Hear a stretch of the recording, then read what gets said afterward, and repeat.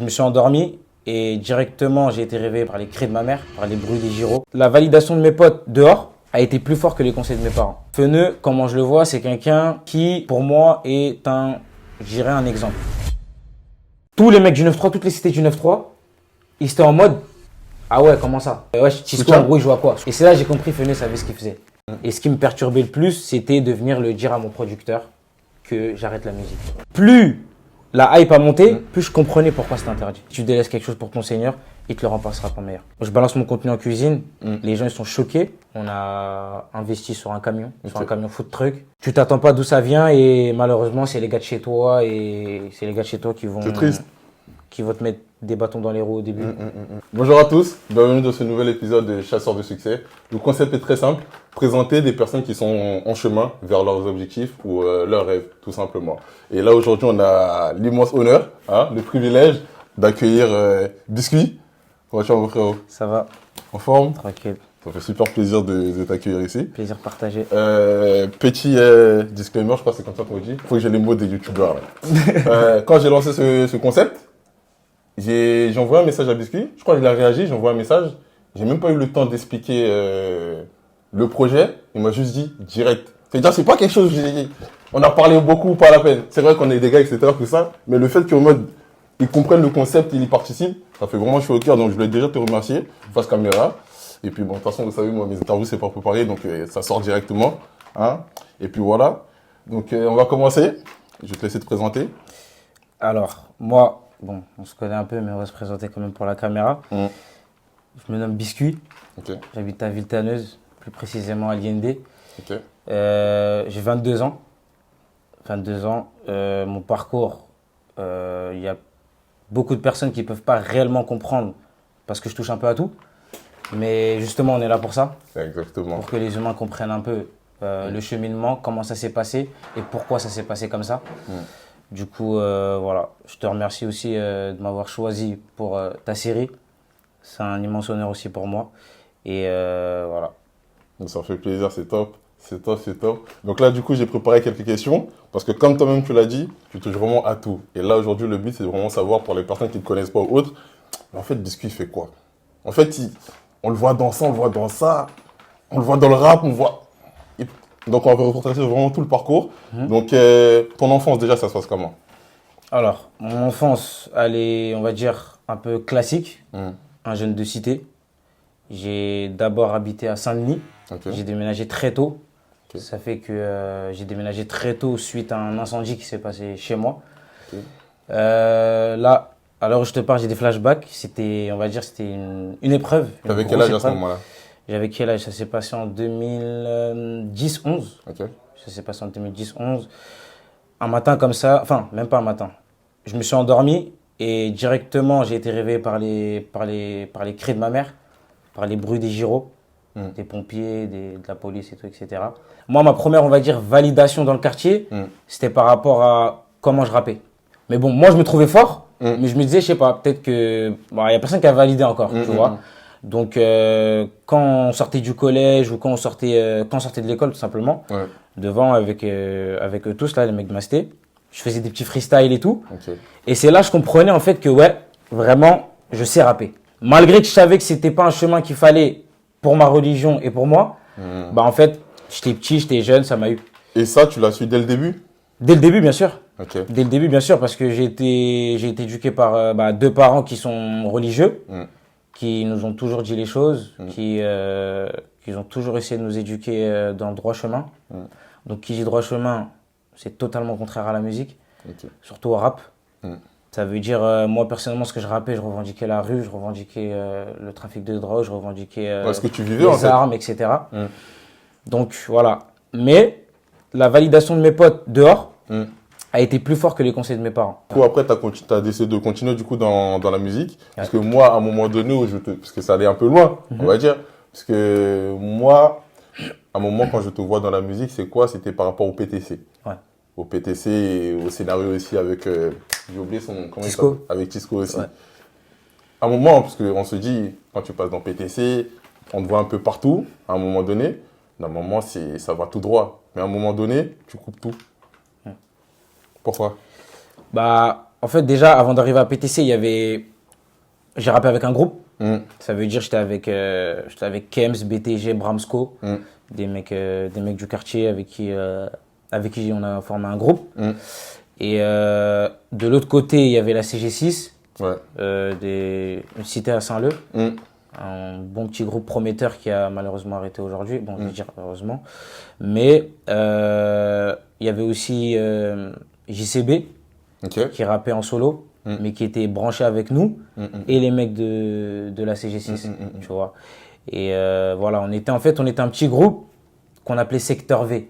En fait, on était violent, on était vraiment violent. Ça veut dire quand on arrivait, quand vraiment on rappait, quand on voyait qu'il y avait un potentiel. On voyait vraiment qu'il y avait un potentiel, c'était reconnu par tous les mecs du secteur, c'était reconnu par les mecs d'ailleurs, surtout quand CG6 ils ont fait leur montée. Quand ils allaient en concert, ça cassait tout. On montait tous sur scène. Villetaneuse, c'est une petite ville, ça veut dire, on va dire, s'il y a bien quelque chose qui a fait connaître Villetaneuse, c'est cette dernière année, c'est plus par rapport à ça. Par rapport au rap. Voilà. Ça veut dire, moi, déjà, Feneu, comment je le vois, c'est quelqu'un, bon, ça parle un peu mal de lui, en bien, en mal, mais c'est quelqu'un qui, pour moi, est je dirais un exemple. Un modèle. Un modèle. Sur certains critères. Parce que c'est quelqu'un qui a commencé tout bas. Aujourd'hui, inutile de le nier, c'est quelqu'un qui a réussi. Donc, moi, quand déjà j'avais cette approche avec lui, c'était déjà beaucoup pour moi. Tu vois. Et le fait qu'il ait vu ce talent en moi et que sur certaines choses, je voyais que ça allait au-delà du management et du concours, etc.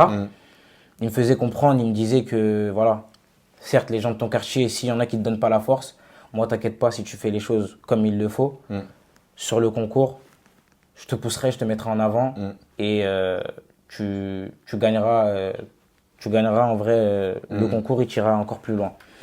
Voilà, donc moi, je suis allé, j'ai fait le concours, etc. Je l'ai gagné. Ça veut dire j'ai été pris pour le PTC 4. J'ai été pris pour le PTC 4, ça fait que du coup, il a été clippé. Je suis allé au studio avec Scaudry, Poulax et Tisco. Ça fait que déjà, avant d'arriver au studio, en fait, il y a quelque chose qui m'a eu, c'est que l'engouement que j'ai eu autour de moi, c'était inconnu. Tu n'avais jamais vécu ça? J'étais choqué. Ça fait que voilà, j'étais vraiment dans une bulle, on va dire. Et je me suis dit, voilà, là, c'est le moment de tout casser. C'est Feneu qui m'a donné une certaine idée, qui a fait mouche d'ailleurs. Parce que, en gros, j'ai fait mon texte. Scaudry, il a mis ce qu'il fallait mettre. Il a sorti le Zoua Toleka, t'as vu, il a tout cassé. Tisco, il a fait ce qu'il savait faire. Poulax, pareil. Ils ont kické, tu vois.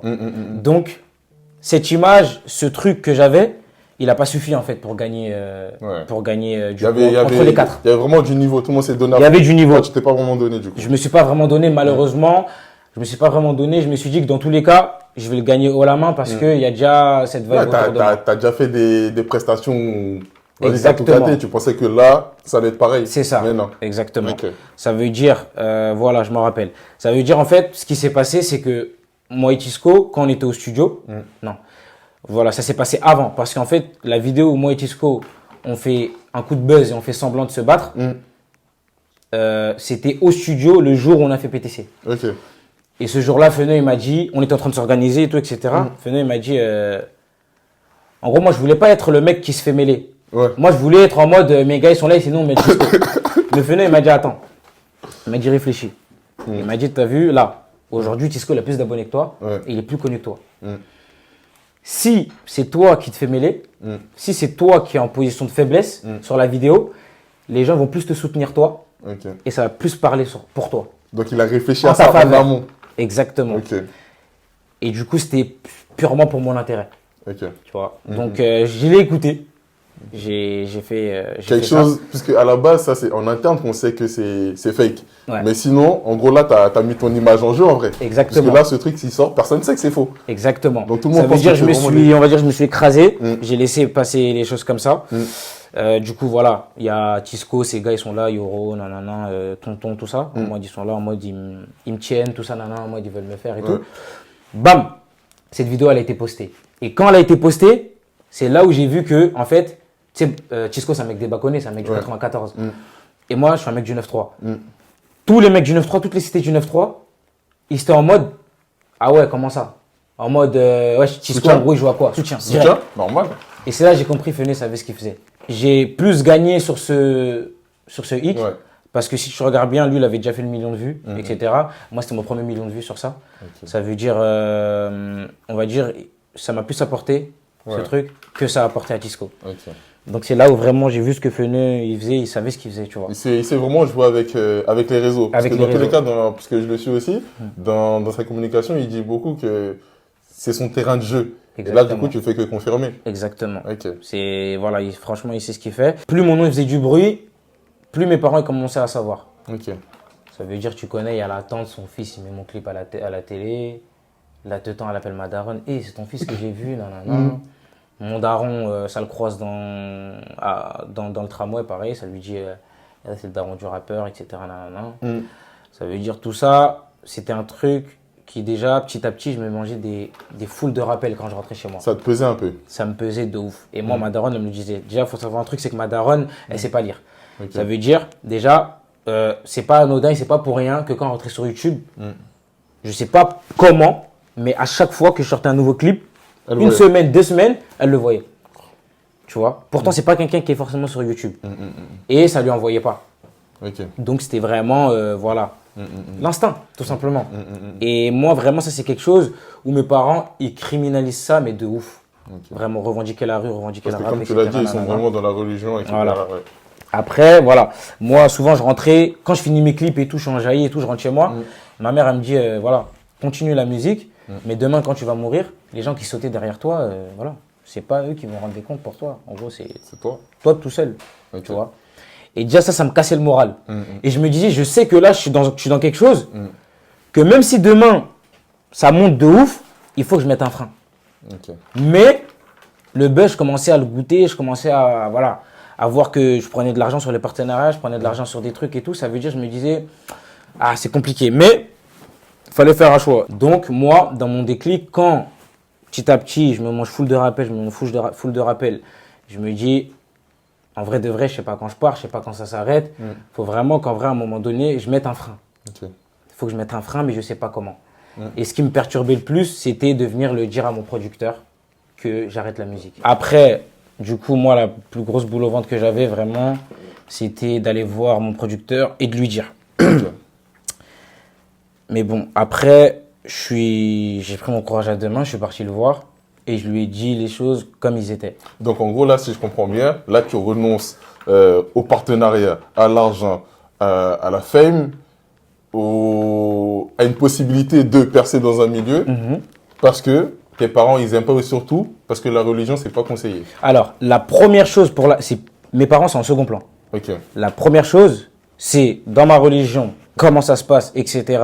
et comment Dieu veut les choses, c'est que c'est interdit. C'est interdit, oui, mais ça, tu le savais dès le départ. Je savais dès le départ, mais plus la hype a monté, plus je comprenais pourquoi c'était interdit. Maintenant, voilà, je suis parti voir mon producteur, je lui ai expliqué les choses et je lui ai dit que c'était par rapport à la religion. Et bah, j'étais assez étonné de sa réponse. Ça fait que il m'a répondu, il m'a dit Jay, le 5 secondes de temps de réaction avant de répondre. Après, il m'a regardé, il m'a dit si c'est pour la religion, il n'y a pas de problème. Donc, en gros, tu vas voir ton producteur, celui qui a mis de l'argent sur toi. En mode, il a investi, lui, il a fait son plan. Je sais pas, peut-être dans son lit, un truc comme ça. Ouais, moi, on va faire ça, je vais mettre tant. Du jour au lendemain, le gars, il vient le voir, j'arrête la musique, et lui, il dit, si c'est pour la religion, il n'y a pas de problème. Il n'y a pas de problème. Parce qu'en fait, des gens partagent la même religion. Quand il m'a répondu ça, vraiment, genre, le poids, il est... Genre, j'ai vraiment... C'est pas une façon de parler. J'avais un poids sur les épaules qui s'est enlevé. J'étais vraiment genre, ah ouais, c'est carré. Tu vois ce que je veux dire? Bon. Genre, ça y est, ça, j'ai plus rien à... Tu vois ce que je veux dire? Et après, voilà, j'ai fait un petit TikTok, je l'ai annoncé sur TikTok et tout. Le TikTok, il a fait des vues. J'ai eu énormément de commentaires. Il y en a qui m'ont soutenu dans ça. Il y en a qui m'ont dit, mais non, fallait pas arrêter. Il y en a qui, etc., etc. Bref.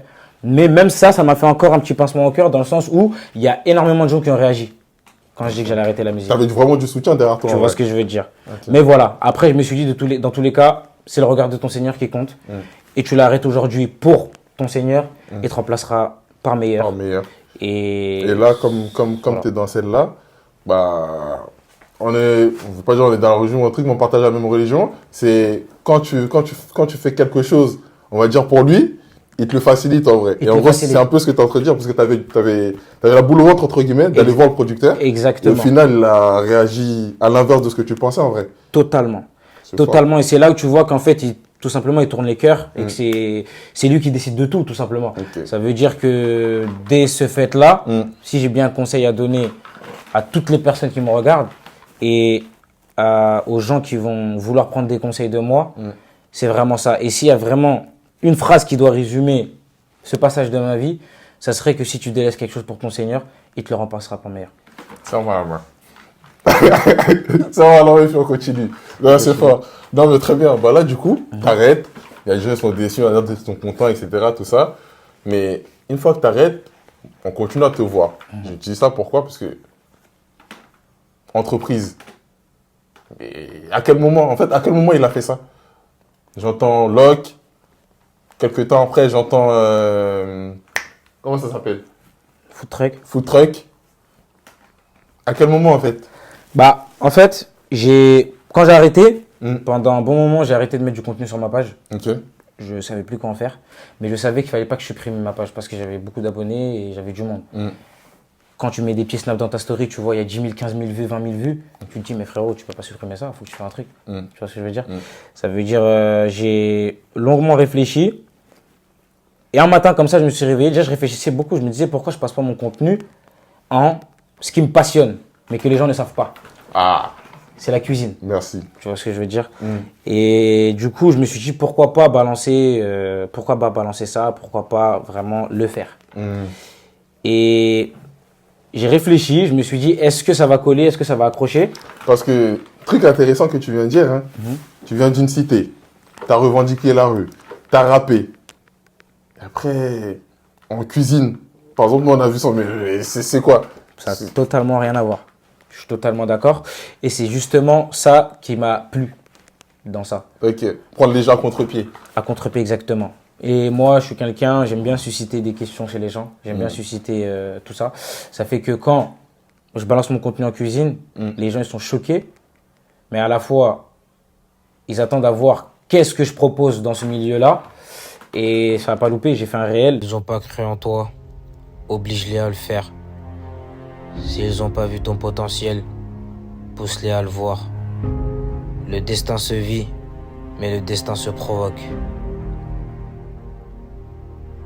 Le regard des gens, tu t'en fous. Ils seront aveuglés par la fumée quand tu mettras le feu. La clé, c'est de commencer avant d'être prêt. Cette phrase a déjà été dite, mais elle n'est pas attitrée. Mon parcours, mon évolution et mes objectifs vont payer un jour. J'aime pas trop le mot tentative. Le mot réussite est propre à soi-même. Chacun a sa définition, car chacun a ses ambitions, ses sources de motivation et sa vision de la perfection. Moi, je me nomme Biscuit, j'ai 21 ans. Ne te fie pas à mon âge, regarde plutôt mes bagages. J'ai mis mon pied dans ce métier, ça fait déjà 6 années. Coup dur, bad mood, j'ai déjà eu envie de tout lâcher. Tout se fait progressivement, rares sont les changements immédiats. Assis-toi et allume ta télé, ils vont alerter les médias. Depuis l'âge de 15 ans, je faisais de la cuisine. Donc en parallèle de tout ce qui était musique, etc. Toujours fait de la cuisine. Tu as fait ta formation dedans en fait? Exactement. J'ai fait ma formation dedans, j'ai fait de l'apprentissage dedans en alternance. Après, je suis parti chez un patron qui m'a forgé, qui m'a appris c'était quoi la cuisine. J'ai fait plusieurs entreprises. Et vu que la cuisine, c'est un secteur d'activité qui manque de personnel, il n'y a pas beaucoup de gens qui... Enfin, il y a beaucoup de gens qui aiment la cuisine, mais c'est pas tout le monde qui peut travailler dans un restaurant ou tenir un restaurant. Ça fait que moi, à l'âge de mes 21 ans ou 20 ans, si je dis pas de bêtises, je suis vite monté en fait. Ok. Je suis vite monté dans la hiérarchie. Ça veut dire que j'étais apprenti, après je suis passé chef de partie, seconde cuisine, et je suis passé chef de cuisine Ok. dans différentes entreprises. Et voilà, du haut de mes 22 ans, ça veut dire que j'ai géré des brigades, parce qu'on appelle ça comme ça. J'ai géré des brigades de cuisine où des gens étaient plus âgés que moi. Ça frustrait certaines personnes, mais voilà, moi je savais pourquoi j'étais là et comment j'en suis arrivé là. Ça fait que, et je savais ce que je faisais. Ça fait que je sais que j'avais vraiment un avenir dans ce milieu-là. Ok. Et pourquoi pas le retranscrire? Pourquoi pas le montrer aux C'est gens? vraiment loin. Exactement. Et Ok. moi, j'ai une façon de mettre en avant qui vient de la musique, Hmm. ce qui fait que c'est facile, ça veut dire que c'est rapide. Donc j'ai fait un réel, je l'ai monté, j'ai fait ce que j'avais à faire. Ça fait du bruit. Ça fait du bruit, il y a j'ai beaucoup de gens qui m'ont contacté, des gens qui viennent pour que je vienne former les gens dans leur école, etc. Du coup, via ce que tu postais, du coup. Via ce que je postais de la Ok. cuisine. Mm. Donc, j'ai vraiment touché du monde par rapport au fait que je change mon contenu en cuisine. Et voilà, comme je t'ai dit, j'avais des collaborations. Il y a Banlieusard Nouveau qui m'a contacté. Il y avait d'autres chaînes comment on dit ça, de médias qui m'ont contacté. Et voilà, ça a fait parler. Ça a fait parler. Du coup, encore une fois, je me suis dit, je me suis pas trompé. Ok. Et C'est je me encore suis- fait bouche. Exactement, ça a encore fait mouche. Et voilà, en gros, moi, j'ai une politique ceux qui partagent ma religion, je pense qu'ils devront avoir la même. C'est que si tu as été destiné à être connu, tu vas être connu. Maintenant, c'est toi tu choisis dans quel secteur. C'est bien dit. On appelle ça le libre arbitre. Tu vois ce que je veux dire? Ça veut dire, ça aussi, je l'ai compris. Et du coup, j'ai lancé mon contenu en cuisine. Ça a fait parler, ça a fait du bruit. Et voilà, je me suis dit, donc voilà, pourquoi pas lancer un business dedans? Ok. J'ai pensé à, du coup, au restaurant. Ok. Et parce que, Soukoula, je sais pas si tu te souviens, Biscuit aussi, il y a une fois, je sais plus, on partait, je crois, on quittait du synthé. Ça, tu le laisses dedans. Hein. On était dans. Non, mais tu laisses vraiment dedans. On était dans la voiture, parce que ça tombe bien. On était dans la voiture, on était à 3. Donc, SKN, Biscuit et moi. Maintenant, toi, tu étais déjà dans le domaine de la cuisine, tout ça. Et on pensait à un fonds de commerce de restaurant. Je sais pas si vous vous souvenez. Je me rappelle. Ça remonte de fou. Et c'était tout à l'heure. Non, c'est tout à l'heure, c'est venu dans ma tête. Là, c'est revenu dans ma tête quand tu parlais de ça. Donc, tu es formé dans la cuisine et tu penses directement du haut de tes. Il y avait quoi? Ça fait combien? 1, 2 ans? Du haut de tes 20 ans, 21 ans, à prendre un fonds de commerce. Moi, j'étais dans la voiture. J'étais là, parce que nous, on se connaît depuis longtemps. C'est un peu le même truc. Je fais, mais attends. Mais c'est des ouf, en fait. Attends. Mais c'est des ouf, en fait. Mais du coup, ça était où, du coup, ce projet-là? Parce que ça, du coup, excuse-moi de te couper, il y a eu ça parce que depuis qu'on a parlé de ça, juste après ou même avant ça, il y avait déjà la loc. C'était après, c'est après la loc qu'elle est venue. Donc du coup, ça s'est passé comment ça? Comment ça s'est passé? C'est que moi, au fond de moi, je savais que dans tous les cas, notre but, à moi et à mon associé, qui est Ibrahim Soukouna, qu'on allait finir par investir dans la restauration. Ok. Dans tous les cas. Maintenant, comment aller chercher les sous? Ok. On prend des armes, on va allonger quelqu'un, ou on va travailler, voilà, on a choisi notre chemin. C'était quoi le chemin du coup? Alors notre chemin, c'était tout simple. On a commencé à prendre plusieurs boîtes d'AirPods. Ok. On les a foutus dans le coffre. Très bien. On a fait un snap, on l'a fait tourner. On barodait dans tout Paname, partout, dans tous les secteurs, pour vendre les AirPods. Ok. Et ça marchait. Très bien. Et ton associé aussi, du coup, c'était au même moment. Je sais qu'il faisait quelque chose des vêtements. Ouais. Vous étiez encore ensemble à ce moment-là? Alors non, lui, il a commencé l'entrepreneuriat plus tôt que moi. Ok. Parce que moi, je suis resté vraiment dans ce cursus de alternance. Ça veut dire que j'étais vraiment à l'école, après en entreprise. Ça veut dire que j'avais pas trop le temps. Ouais, lui, il était nul à l'école de toute façon. Voilà. Ouais. Et du coup, lui, il a commencé l'entrepreneuriat avant moi. Ok. Il a commencé les SAP, il a lancé une Love Room, Ouais. a débité sa mère. T'as vu, c'était vraiment... il était vraiment dans l'entrepreneuriat déjà. Mais moi, je le regardais et ça me faisait plaisir. Mais moi, je savais que ce que je fais là, si je l'interromps pour me lancer dans l'entrepreneuriat, ça sera du temps perdu. Ok. Donc, tu as Depuis mes 15 préféré bien piges, j'ai développer. commencé, voilà, depuis mes 15 piges, j'ai commencé l'alternance. Ça veut dire que c'est dommage que là, tout de suite, bêtement, je le suis dans l'entrepreneuriat. Non. Je le laisse faire ce qu'il sait faire. Il continue. Et moi, voilà, doucement, une fois que j'aurai fini, j'aurai obtenu mes diplômes.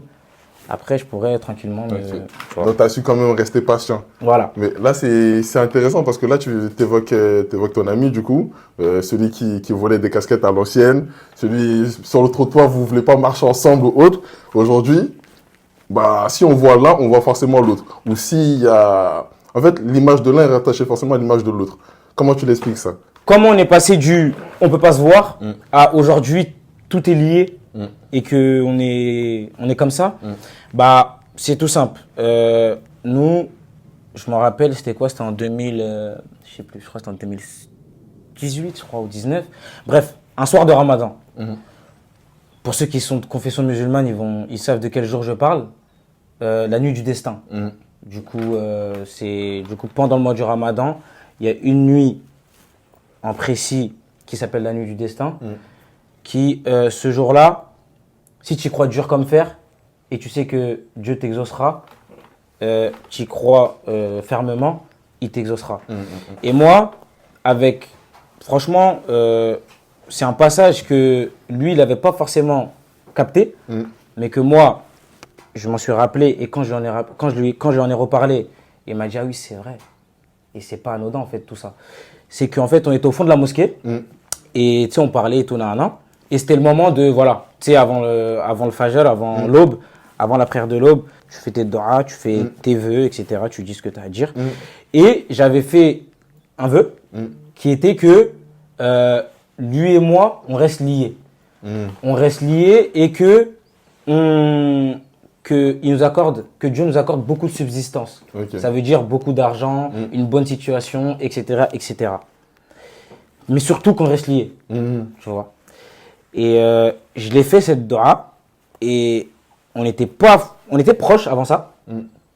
Mais après ça, j'ai tout de suite vu Le changement. le changement.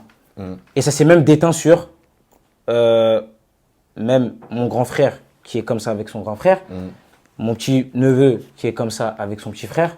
T'as vu, c'est une histoire. Il y a quelque chose. Tu vois ce que je veux dire? Maintenant, encore une fois, chacun est libre de croire ce qu'il veut.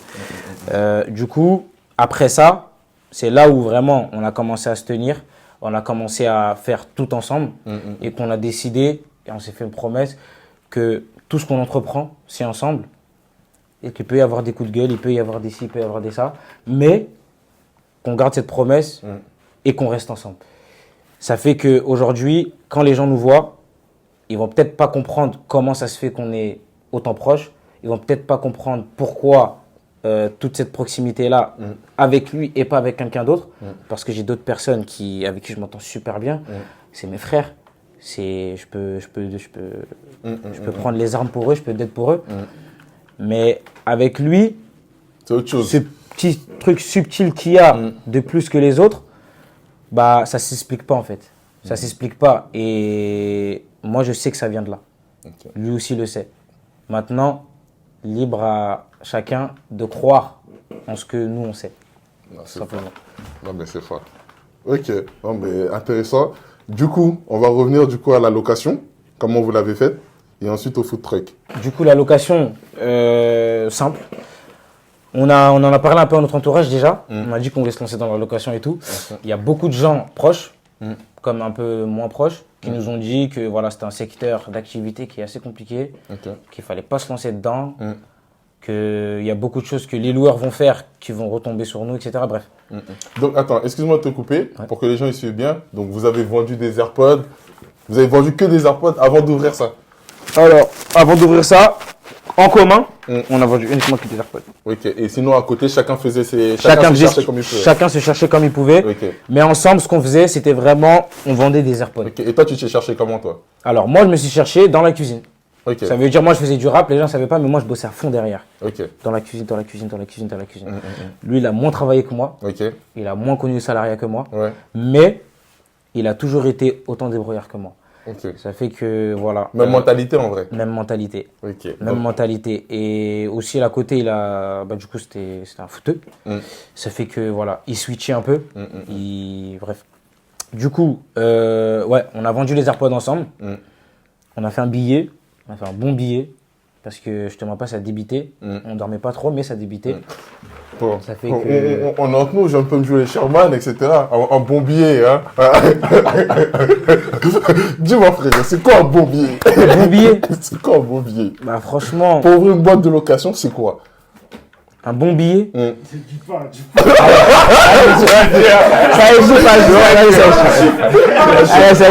Ça, tu vois, cette partie, je veux qu'on la garde. Non, sérieusement, je veux qu'on la garde. Du coup, je t'écoute.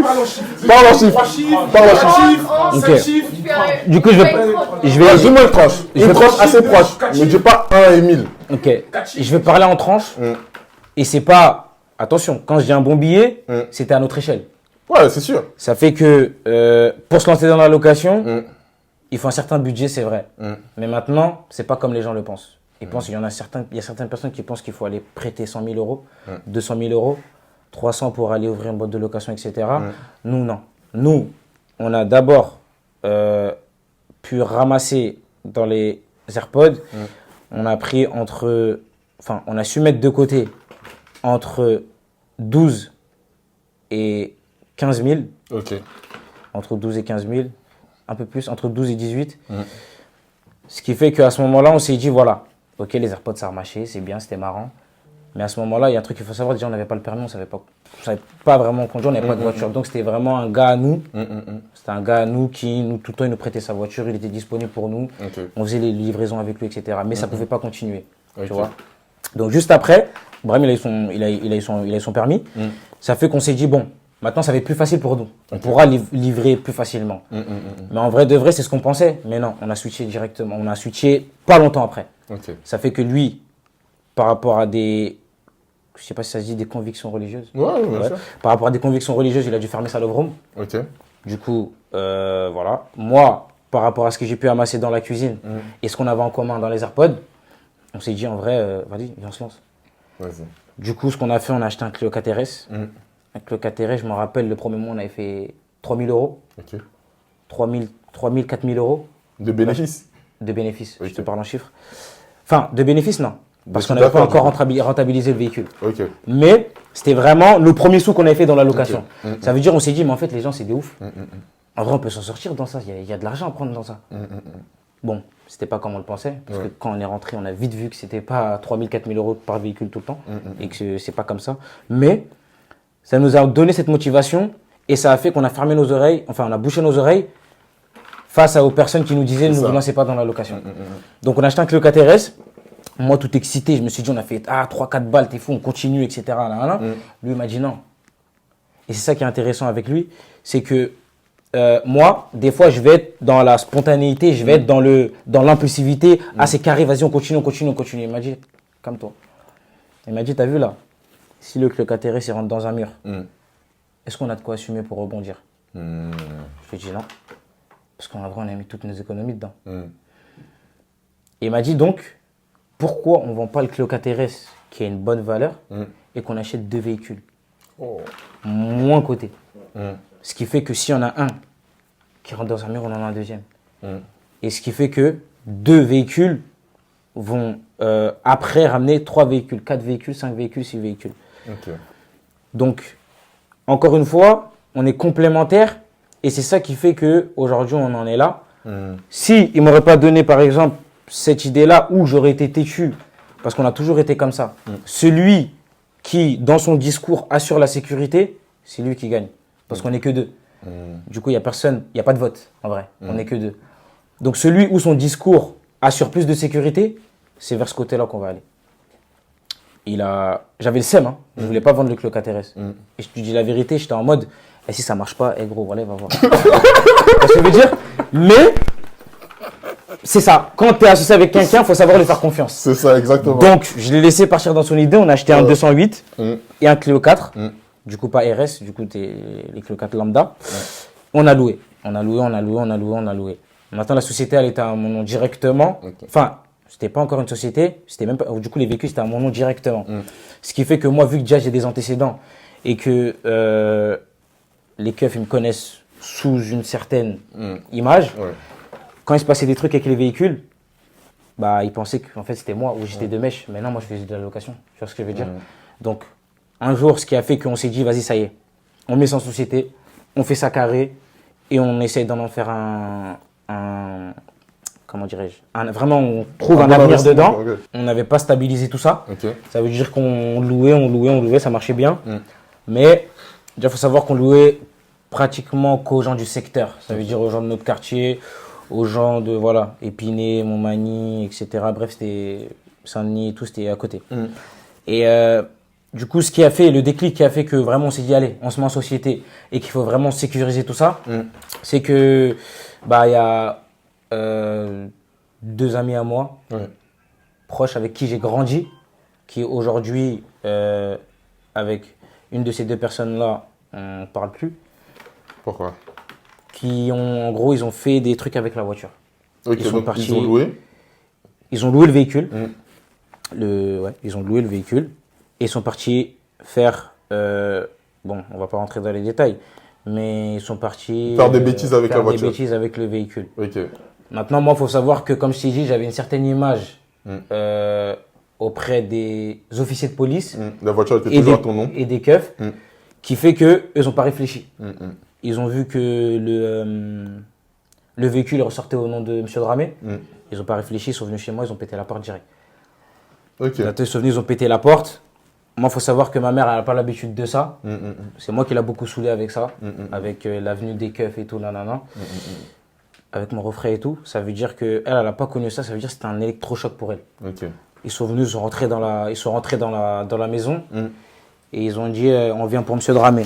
Ok, M. Dramé, mais on est 2. Il y a moi et il y a mon C'est refrain. lequel? Tu vois ce que je veux dire? Il y a moi et il y a mon refrain. Ça veut dire à ce moment-là, moi, je te dis la vérité, vu qu'il était déjà majeur, moi, j'étais majeur, mais j'avais. Je me dis que si j'arrive à la barre pour ça, j'ai plus de chances de m'en sortir. Ok. Donc moi, j'étais en mode j'espère que c'est moi. Bon. Après, ils ont dit ah oui, ok, on parle de lui. Du coup, ils parlaient de moi. Ils sont venus, etc. Ma mère, elle a essayé de comprendre et tout. Bref, elle parle pas très bien français, ça veut dire qu'elle s'est pas bien compris avec eux. Ils m'ont pris direct, ils m'ont mis les menottes, on est parti au commissariat. Une fois qu'on arrive, avant qu'on arrive, quand ils sont dans ma chambre, ils fouillent ma chambre.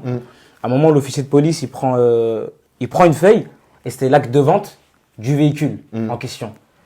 Ça veut dire, il regarde l'acte de vente, il me regarde en souriant. En gros, c'est bon là, en gros, on a ce qu'il faut. Tu vois ce que je veux dire? On a ce qu'il faut, on va te faire. Ça veut dire, moi, je le regarde, je lui dis, ah ok, moi j'ai compris. Si c'est par rapport à mon véhicule, moi je fais de la location. Moi. Clair. Clair, net. Il me dit, hey, t'as vu, c'est pas ici qu'on va t'écouter, on y va. Ok. Donc on est parti et tout. Une fois qu'on est parti, on est arrivé. Ils m'ont montré la photo du véhicule. Ils m'ont dit, est-ce que c'est bien ton véhicule, tu le reconnais? J'ai dit oui, je le reconnais. Du coup, la victime, je crois qu'elle est tombée sur la tête. Apparemment, elle me reconnaît formellement. Ça fait que tout ça, ça a rajouté des problèmes dans la procédure et tout.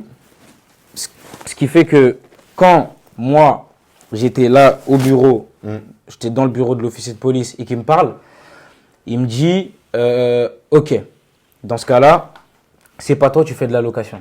Il est où le cabis? Elle est où ta société? C'est normal. Moi, tu connais, je me dis, mais t'es sérieux? Bien sûr, j'ai une société.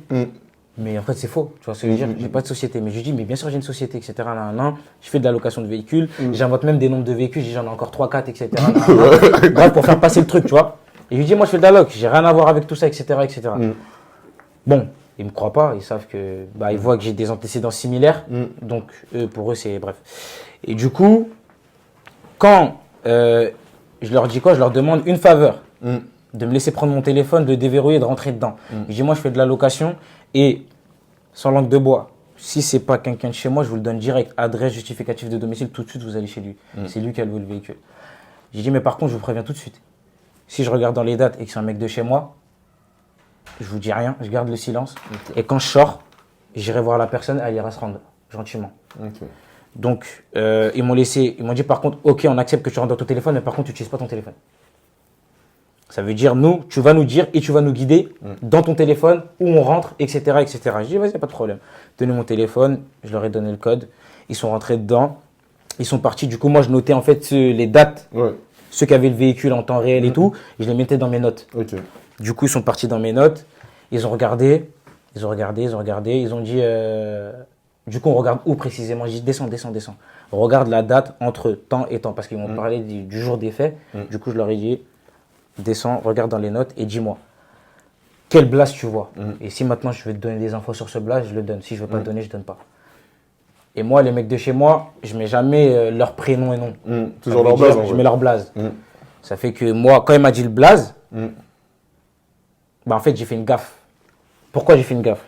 Je m'en veux pas, parce qu'en soi, j'en ai rien à foutre. C'est lui qui a fait quelque chose qu'il ne fallait pas avec le véhicule. Mais j'aurais préféré que ça se passe autrement. Ça veut dire, il est rentré dans les notes, il a vu le blaze, il a dit c'est tac, tac, tac. C'est ça le blaze que je vois là, entre cette date-là et cette date-là. Du coup, je t'écoute. Je lui dis, t'as vu, vas-y tranquille, je garde le silence. Parce qu'en fait, moi, à ce moment-là, comme dit le blaze, j'ai capté que c'était un mec de chez toi, moi, un mec avec qui j'ai grandi. Ok. Donc, quand il me donne le blaze, il me dit, ok, tu veux pas parler, tu veux garder le silence, il n'y a pas de problème. Et bah du coup, nous, on va essayer avec nos propres moyens. Ça veut dire ce qu'il a fait, il est parti dans mes contacts et il a tapé le même blaze. Ah.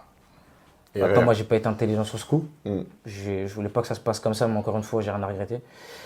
Ils sont partis sur les contacts. Ils ont vu le blaze qui s'affichait, le même blaze qui était dans les notes. Ils ont dit il y a 3 contacts qui sortent à ce nom. Du coup, maintenant, c'est lequel? Bon, ils savent que je ne vais pas leur donner d'infos. Ça veut dire, je dis, faites ce que vous avez à faire. Moi, tu as vu, je parle plus avec vous. Ça veut dire, ils regardent. Il y avait un blaze, c'était sa meuf. Il y avait un blaze, c'était son ancien numéro. Et il y avait un autre contact, c'était son contact à lui, actuel. C'est rapide. Ils sont partis sur le numéro de téléphone. Pouf, ligne téléphonique, ça appartient à qui ce numéro, etc. Ils m'ont retourné l'ordinateur. Ils m'ont dit, est-ce que tu reconnais cette personne? Moi, c'est un mec avec qui je traîne tous les jours. Mais moi, tu connais, on a certains principes, on a certains trucs qui fait que, voilà, moi, quand il me montre la photo du mec, je lui dis, j'ai rien à dire. Mais c'est bien cette personne-là qui a loué le véhicule et qui a, voilà. Qui a fait la gaffe du coup, et il savait du coup la voiture elle était à ton nom. Il savait pertinemment que la voiture était à mon nom. Il est quand même allé faire ça avec ton Il est quand même T'as allé. grandi avec lui. Exactement. Ok. Maintenant, dans l'histoire, ils sont 2 à louer le véhicule. Ok. Mais Et les deux, tu les connais? Les 2, c'est les mecs de chez moi Ok. avec qui j'ai grandi. Mais dans ces 2 personnes-là, il y a une personne avec qui je parle aujourd'hui et qu'il n'y a rien, c'est oublié, parce que cette personne-là a rattrapé son erreur. Ok. Mais la deuxième, non. Ok. C'est pour ça que je t'ai dit, il n'y a qu'une personne avec qui je parle plus. Du coup, cette personne-là, quand du coup il voit que je garde le silence, bon, la garde à vue elle a un certain délai, il y a un certain délai à respecter, etc. Ça veut dire je sors. Quand je sors, je vais voir la personne, je lui dis direct. Je lui dis, t'as vu, t'as fait ci, ça avec le véhicule sur telle date, telle date, telle date. J'ai pas envie de me prendre la tête, t'as vu. On va pas se frapper, on va pas je sais pas quoi. T'as fait pleurer ma daronne. Et bah tu sais comment tu vas réparer ça? Tu vas aller au commissariat, tu vas dire c'est toi t'as loué le véhicule et qu'entre ces dates-là et ces dates-là, je suis jamais monté avec toi dans ce véhicule-là. Il a dit quoi? Bonhomme, il est allé. Ok. Il est allé. Il a dit voilà, moi je viens pour l'affaire M. Dramé, etc. Non, c'est moi qui ai loué le véhicule. C'est bien moi qui ai loué le véhicule. Et entre ces dates-là et cette date-là où les jours où les faits ils sont passés, etc., il n'est jamais monté avec moi. C'était vraiment purement de la location et c'est moi qui avais le véhicule. Bonhomme. Voilà, bonhomme. Ça fait que moi, l'OPJ me rappelle. Du coup, quand lui, il l'attrape, moi, entre-temps, il y a des semaines qui sont passées. Et du coup, je dois refaire une garde à vue pour que maintenant on s'explique, etc. etc. Bref, maintenant, ils font comprendre que voilà, c'est bon, l'affaire elle est classée. On vient devant la juge. L'affaire elle est classée. Moi, je suis sorti d'affaire. Lui, il a pris ce qu'il avait à prendre. Mais voilà, c'est juste pour dire que, voilà, des fois, souvent même, tu t'attends pas d'où ça vient et malheureusement, c'est les gars de chez toi et c'est les gars de chez toi qui vont, C'est triste. qui vont te mettre des bâtons dans les roues au début. Et voilà, ça m'a fortement déçu, mais voilà, on a fait avec et on a continué à avancer. Non, franchement, c'est fort. Et du coup, là, ça t'a aidé pour la suite, puisque la suite, elle est plus grande, je veux dire, en vrai, même si on n'est C'est pas ça. encore arrivé où on veut aller, mais ça t'a forcément aidé. Ça m'a aidé pour la suite. Ça fait que moi, directement, je sors de GAV, j'appelle mon assos, je lui explique, etc. Il est en mode remontée, en mode ah, vas-y, on y va, etc. On va lui faire ci, ça. Après, tranquille, il redescend, il fait comprendre, vas-y. S'il est parti se rendre et tout, etc., il a fait comprendre les trucs. Vas-y, tranquille, c'est pas grave. Maintenant, après ça, on a vite compris que la location, si tu veux pas la faire en mode carré, soit tu finis en tôle, soit tu finis à perte. Clair. Tu vois. Donc, on s'est vite mis en règle. On a ouvert la société. Et quand on a ouvert la Tu société. peux dire le nom de la société, du coup? Bah, du coup, ça fait juste là, TDM Location. Du coup, voilà, on a ouvert la société, on s'est mis en règle, on a fait rentrer les véhicules. Et aujourd'hui, ça marche. on a stabilisé la chose. Ok. Ça fait que voilà, on a appris de nos erreurs et on sait qu'il y a des choses à pas refaire. Ok, non, mais c'est fort. C'est fort, c'est très très fort. Et là, juste rappelle ton âge. Là tout de suite, Ouais. 22. Là, tu as 22 ans. Très bien. Donc, du haut de tes 22 ans, vous ouvrez du coup avec ton associé TDM Location. Quelques temps après, tu ouvres un autre truc. Qui est le food truck. Exactement. Alors, pour ce qui est du food truck, c'est rapide, hein, c'est pas compliqué. Comme je t'ai dit, ma passion, c'était toujours la cuisine. Ça veut dire, moi et mon association, on s'est toujours dit que une fois qu'on a stabilisé les occasions, on réfléchit, soit on vend tout, on achète un fonds de commerce, on achète un restaurant, ou soit on garde ça, on réussit à développer une affaire dans la restauration. Ce qui s'est passé, c'est que le problème, un restaurant aujourd'hui, surtout moi, les restaurants dans lesquels j'ai eu l'habitude de bosser, c'est des grands restaurants avec beaucoup de place. Et dans la cuisine, il y a beaucoup de place. Ça fait que moi, demain, si j'ouvre un restaurant, à part par contrainte, je ne me vois pas ouvrir un petit restaurant. Ok. Donc, je voulais qu'on ouvre un grand restaurant. Maintenant, on n'avait pas les fonds nécessaires. Ok. Et du coup, qui dit pas les fonds nécessaires, dit soit t'attends, soit tu fais avec tes moyens, Ok. ou soit tu fais un prêt bancaire. Et là, du coup, toi, tu es musulman. Exactement. Prêt, tu peux pas. Du coup, les prêts, je peux pas. Mais je vais pas, de toute façon, on est en toute transparence. Je vais pas te dire que ça m'a pas titillé. Je vais pas te dire que je voulais pas le faire, etc. À un moment donné, j'étais chaud, je voulais le faire carrément. Mon associé il m'a dit, déconne pas, tu vois. En gros, viens, Viens, on fait autrement. on fait autrement. On prend un autre Parce qu'il y a chemin. d'autres personnes qui venaient me voir. Non, si c'est pour le commerce, tu peux, etc. Nanana. Bref, je vais pas rentrer dans ce débat. Il m'a dit, même si c'est le cas, admettons. Il m'a dit, même si c'est le cas et que c'est pas interdit, au final. Si jamais tu le fais et que le jour du jugement t'arrive et qu'au final c'était interdit, tu fais comment? Autant pas prendre de risque ou Eh ce ben, en risque fait, en fait. autant pas prendre de risques. Tu vois ce que je veux Donc dire? là, du coup, vous avez privilégié de prendre un chemin peut-être plus long, mais de faire en étant dans la légalité, entre Dans guillemets. la légalité ou vis-à-vis ok. de notre Seigneur. Ça veut dire, moi, quand il m'a dit ça, je me suis dit, allez, je vais essayer de le brancher encore. Peut-être il y a une issue, peut-être qu'on va pouvoir faire ce prêt sans se dire que c'est interdit, etc. Mais j'étais dans l'ignorance. J'étais dans l'ignorance, attention, mais il y a aussi la passion qui parlait. C'est ça. Mais voilà, je me suis remis en question rapidement. Il m'a aidé à me remettre en question aussi. Et ce qui a fait que, voilà, on a investi sur un camion, sur un camion food truck, qui aujourd'hui, on l'a ouvert il n'y a pas longtemps, mais voilà, ça commence à faire son nom, ça fait du bruit, ça commence à marcher, etc. Ça veut dire, encore une fois, sur ce passage-là, si je devrais le résumer, ça serait avec la même phrase qui dit que si tu délaisses quelque chose pour ton Seigneur, il te le remplacera par meilleur, tout simplement. Non, mais c'est fort, c'est fort. Tu sais, du coup, sur toi, il y a énormément de choses à dire. Et malheureusement, on s'est mis un créneau horaire, on va dire, entre guillemets. Je sais pas si ça se dit. De toute façon, je m'en fous. Je m'en fous. Mais là, du coup, moi, je veux savoir, avant de rentrer dans tout ce qui est mariage, enfant, parce que t'es papa, j'aimerais savoir, en vrai, toute cette dalle-là, pour résumer vraiment tout ce qui est entreprise et tout ce qui va avec, chemin, enfance. Toute cette dalle, elle t'est sortie d'où, en fait? Bah, à mes sorties d'où? J'ai des gens autour de moi, comme je dis, qui sont assez religieux. On a tous nos défauts, mais voilà, qui donnent de bons conseils. Ça fait que j'ai été dans un train de vie qui n'était pas très, on va dire, soft, qui n'était pas très carré. Mais j'ai toujours su m'asseoir avec des personnes qui donnaient de bons conseils, dont mon associé. Ça veut dire, moi, pour ce qui est du mariage, il faut savoir qu'il s'est marié avant moi. Il s'est marié avant moi. Moi, j'ai toujours voulu me marier tôt, mais c'est pas tombé du ciel. Moi, en fait, c'est ma politique, elle est simple. Ma politique, elle est simple, c'est que, ok, tu kiffes ta vie, tu fais tes bêtises, tu fais ce que tu as à faire, mais à un moment donné, faut se poser la question de se dire, c'est quoi le but d'une vie? En fait, c'est quoi le terminus? Le terminus, pour moi, il est simple.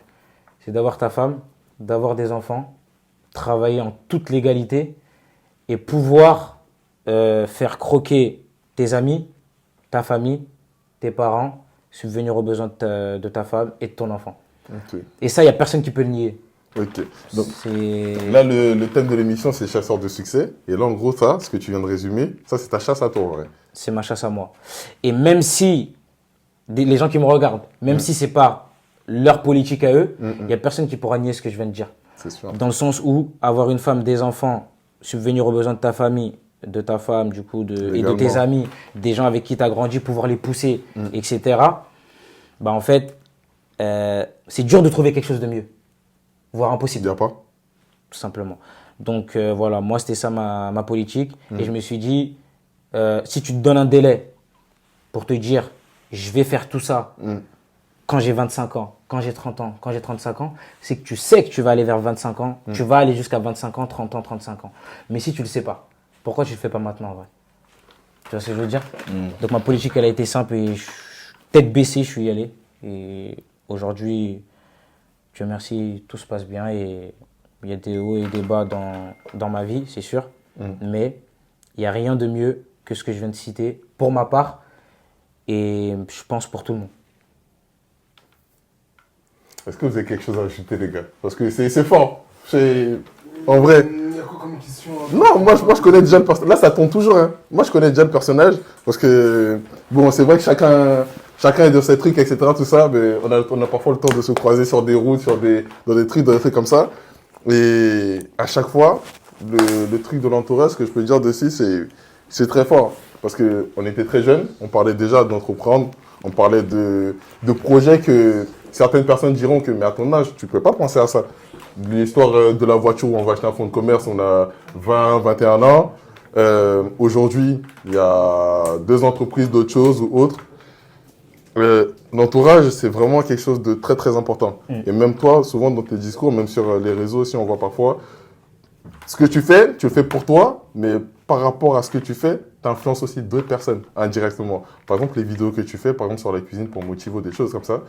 Même si la personne n'est pas dans la cuisine, ça motive. Ah ouais, il fait les choses. Ah ouais, il est dans ça. Ah ouais, donc moi, c'était vraiment mathématique. Allez voir ce genre de personnes-là, les personnes qui sont vraiment en chasse. Et toi, tu es un vrai chasseur. En vrai. Parce que ça soit... C'est même pas que par rapport à ici, même pour tout. Tu auras toujours de bons conseils. Fais ça. Fais ça. Ouais, je t'attends. Tu sais de quoi je parle. Ouais. Je fais plein de trucs comme ça. Et franchement, bonhomme. En tout cas, je te souhaite tout le meilleur pour la suite. Merci. Vraiment que la facilite l'ensemble de tes projets à venir. Et puis, hein, on se rejoint bientôt. Je t'attends. On te super plaisir, mon frère. Vraiment. Merci, mon frère. Au plaisir.